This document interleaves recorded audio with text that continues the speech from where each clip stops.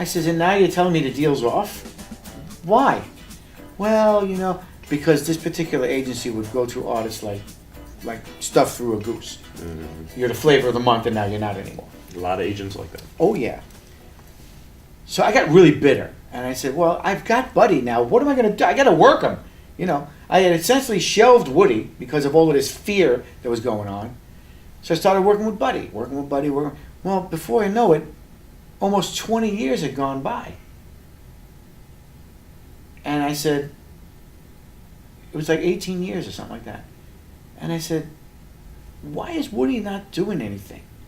Then these guys came and did this Soul in a Suitcase documentary and won the Columbia Film Festival for Best Short Subject. And they said, whatever happened to Woody? Why is Woody?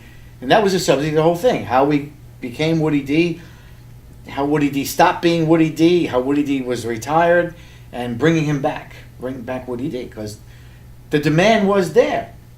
But, in this business, you get complacent. You get something that works and you stick with it, and you say, okay, well, this is working. But it didn't feel the same. When I got on stage with Buddy, it was not the same energy. It was like almost Woody, but it wasn't. Mm-hmm. And I said, you know what? I'm going to bring him back because I miss doing him. I miss doing that character. And it was such a strong character. Like, I'll watch old videos of myself, concert performances, and I'm going, what were you thinking?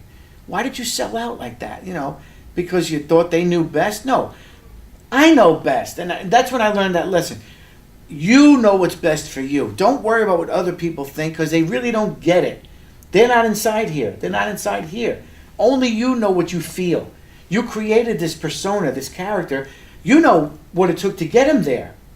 No one else knows that. They can offer you advice, and I'll tell this to any budding ventriloquist. Follow your brain, follow your heart. If you feel that it's in your spirit to do this character, do it.